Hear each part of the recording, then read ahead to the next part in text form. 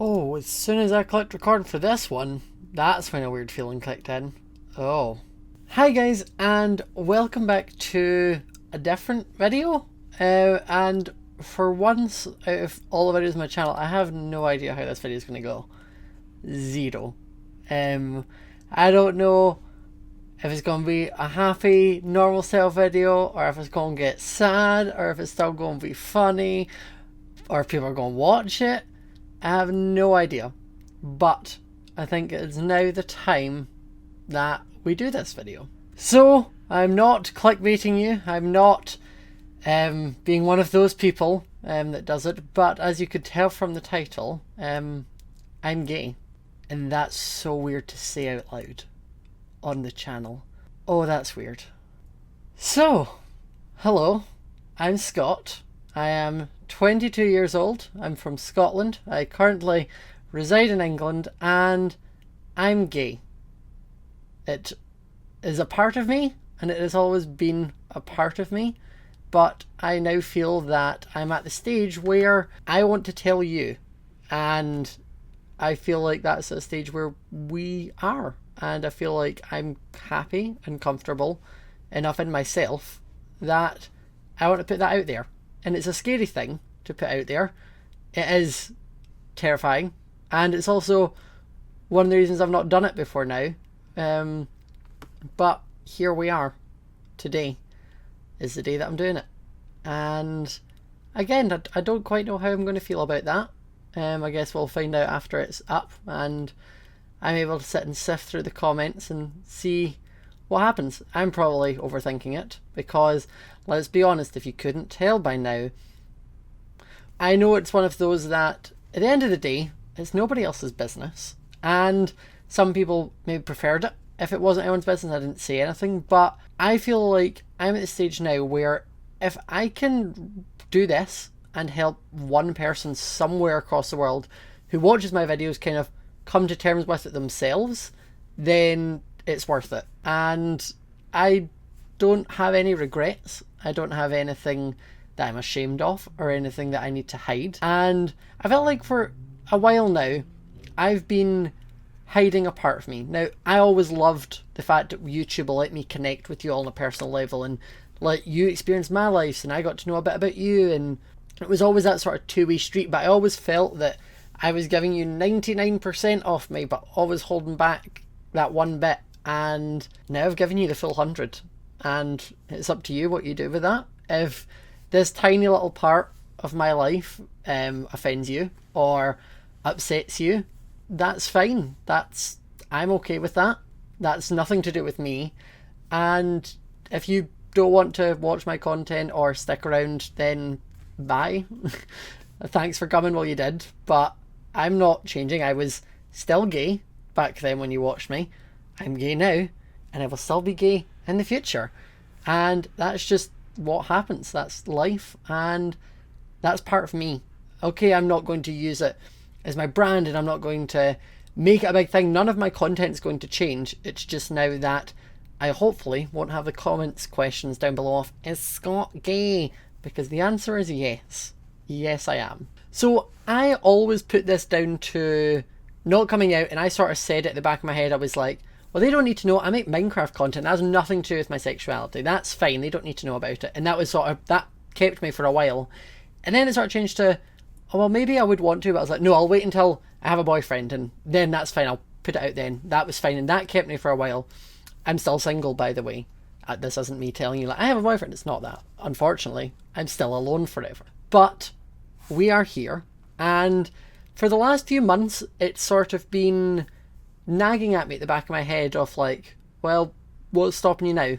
You've got a great set of friends, you've got a good life, a good job, you're happy, and nothing was stopping me. That was the issue, and it was starting to feel like it was more of hindering me because I was missing out in a whole part of my life that I didn't get to experience. I didn't get to meet other gay people and talk to other gay people, and all my friends and family knew, and some of you out there knew. Some of you will probably comment, I already knew this, and that's fine. That's okay. It was never something I was hiding as such. It was just something I never confirmed. And today I decided I was going to confirm it. And it's one of those things that, although I had family and friends that knew, I was never able to connect with that sort of the community, like the LGBT plus lots of letters community. I was never able to connect with people who were the same as me, in the same level of they're out and gay and everyone knows it and they're proud about it, and I was gay but I wasn't out, so there was never an even balance with it, and it definitely got in the way of some friendships and stopped me being able to connect to people on the same level, because I never had that sort of freedom. It was always something that you're recording, you're watching what you're saying, and my friends had to watch what they said and watch what they did, and it was completely different when we hung out in person to when we recorded, to what they could post online, to what I could post online, and I didn't want that anymore. I don't want to have to be constantly checking every single thing I say and making sure that I don't slip it up, because this is my thing to tell and it's no one else's, and I've chosen now to be the time to tell you. It's the same as, this isn't me saying to you like, come out the closet, it'll be great, because it's not always great. There are hardships with it, and that's something that you can make that decision yourself when you want to. No one can rush you, no one can force you, and no one should take that away from you. You're the one who decides when and where you tell people, and if you're someone sat there with, you have a friend who you think or you know 100% is gay but they've not came out, leave them. That's not your business, and it's nothing for you to try and force out of them. When they want to tell you, they will, and if it takes a while, it doesn't mean that they don't trust you. It just means that it's a lot of time with them coming to terms with it themselves. And for me, I've probably known I was gay since I was about 13 or 14, but for the first couple of years I put it to the back. It was, nope, that wasn't it, that's not a thing, nope, that's getting locked, put it back in, shove it in the corner, nope, we're forgetting it. And I would try and deny it, and I would try and lie to myself about it, because that was 7 years ago and it wasn't as big a thing.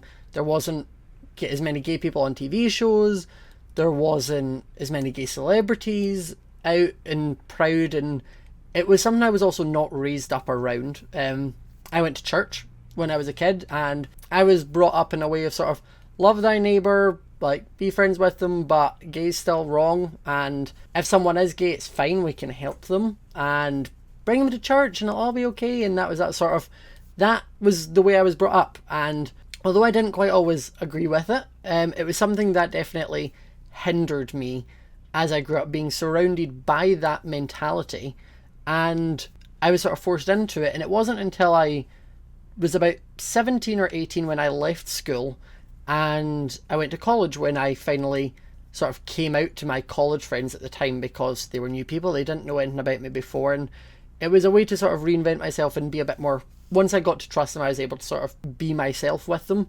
And they were really supportive, and they were really nice and really kind and open about it, and that was fine, that was great. And it was sort of then that I sort of started to pull away from church, because I realised that it wasn't for me. The people at my church weren't surrounding me with love, they weren't surrounding me with sort of acceptance. They only accepted you or wanted you to be the way they wanted you to be. And I sort of, as I got older, I started to realise that, and that was when I maybe got a job and stopped going to church on a Sunday. And as uni got harder, I took away from the youth groups and sort of pulled back from it. And it was one time I was at a friend's party and talking with someone that I just met, and it sort of just, I got really comfortable with her really quick, and sort of came out saying like I was bi, and like things happen at parties, within 5-10 minutes that was around the whole party and everyone knew, and that was fine, I was okay with that. But then I went to the youth group that I helped at the church the following week, and the sort of like minister person in charge of it was a wee bit weird. And it wasn't until the end of it when he sort of pulled me aside and he'd said, he was like, oh Scott, I've been hearing some things about maybe something you'd said at like a party the other week, and my heart dropped. And I was like, no, it's fine, it was nothing, it was something that just got taken out of hand, nope, it's okay, don't worry about it. And that was it. I was kind of pushed back because I was terrified that he was then going to go and tell my mum or tell my dad before, or even my sister, before I could. And if I had agreed to it and said like, oh yeah, that's what it was, that 100% would have been what happened. They would have taken that away from me, and that wasn't their place to do so, and it wasn't something I was wanting to happen. So that pushed me back, and it was, oh no, okay. And at that point, I very much realised that this community that is meant to be super friendly and super accepting wasn't. And this isn't me saying anything about religions. A lot of religions are great and a lot of churches are great. And some of the people there were nice, but there was a lot of them who are very two-faced, and that's something I came to terms with, and it was something I removed myself from. So a couple of years later, after coming out to Friends, I was going to America for the first time myself with Yami, and we were going to stay with our friends Britt and Mike and meet Lauren and Bobby when we were out there. And Britt and Mike were daily vloggers, and I acted different in my videos than I did online, and my parents never really watched them, so I was able to act myself and be free about it, and I didn't need to worry. But one thing that I sort of clocked it back in my head, I was like, well, Britt and Mike daily vlog, I was like, I can't act different when they've got the camera out, because I know my mum and dad are going to be watching it, because they were going to watch the vlog, so I didn't need to tell them what I was doing every day, and it was just an easier way for that sort of thing. But that was when I sort of realised, like, right, I need to come out to my parents. And that was a terrifying experience and a terrifying thought to me. It was something that anytime I thought about it, I got like a horrible sick feeling in my stomach, because although you see all these amazing stories of like parents being super accepting and taking like them in and they still love you and everything's great, there's also equally as many horror stories of people getting kicked out or not being in a safe space, and all this was going through my head. And I'm the type of person where I overthink. Everything can be the worst experience ever. Everything can end in the world blowing up, basically. And that's how I took this. And it wasn't until maybe like the time it happened, when they always said, like, any videos I watched trying to find it was, there'll be a moment you know. And for me, there wasn't really a moment I knew. It was just I knew I was in a sort of time crunch and it needed to happen.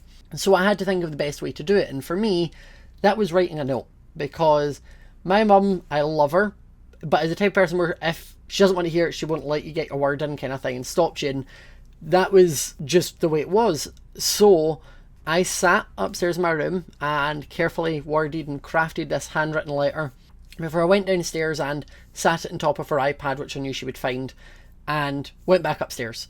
And I sat upstairs, and that was the longest 25 minutes of my life before she came upstairs and like burst into my room and, what was this? What's that about? Like saying, I don't understand, like, what's this? Why are you saying that? And I'd previously tried when I was younger, I think I was about 16 or something, I'd tried to come out to her. Because me and my mum were very, very close. And I tried to come out to her when I was younger, but I picked a bad time for it, and she wasn't in the mood to listen to it. And it was very much, you're not gay.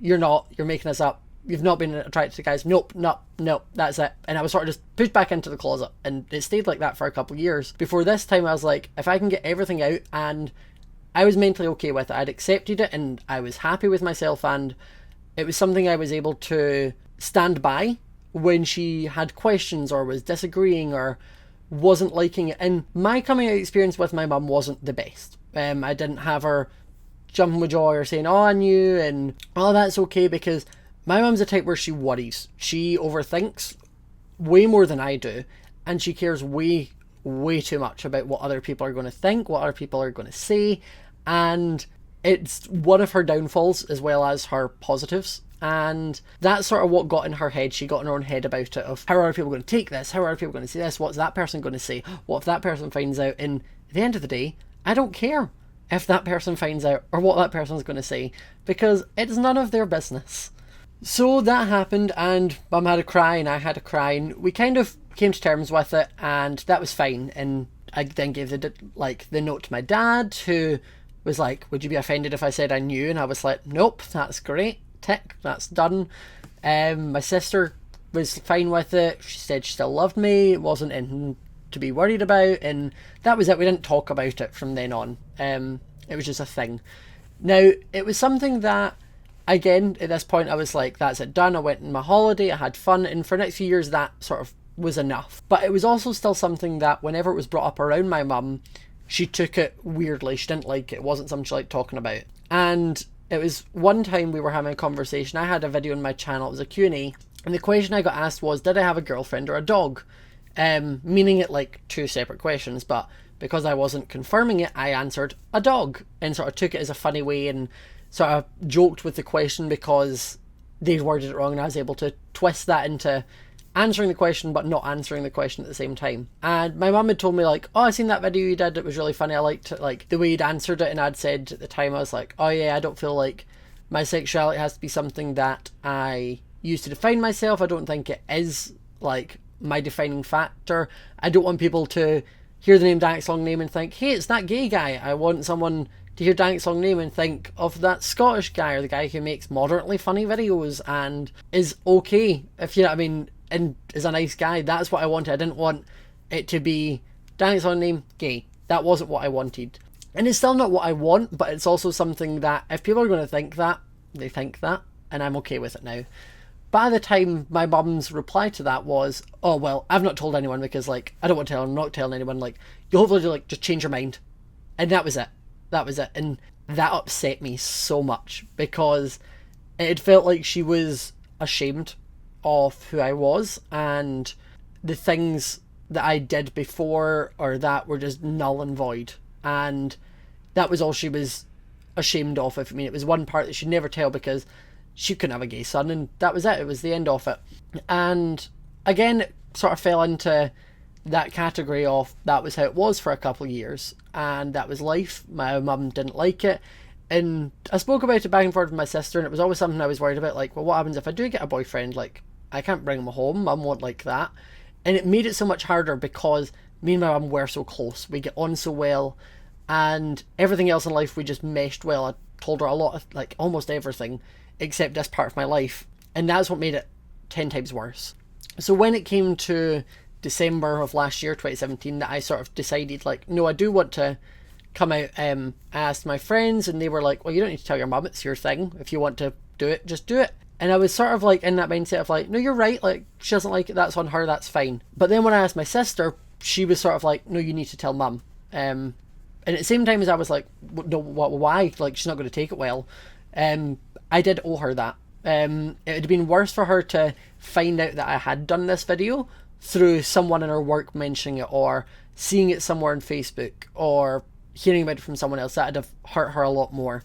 So after obviously talking about that with my sister, I got like such a horrible sick feeling in my stomach. Again, the exact same thing of I had when I was trying to come out for the first time, and that was such a horrible experience. And it was something that I kept thinking to myself, I shouldn't have that for talking to my mum. Like, your mum isn't someone that you should be scared to tell something, or someone that you're worried is going to get annoyed. It should be someone that you know will love you unconditionally and will sort of just be there for you.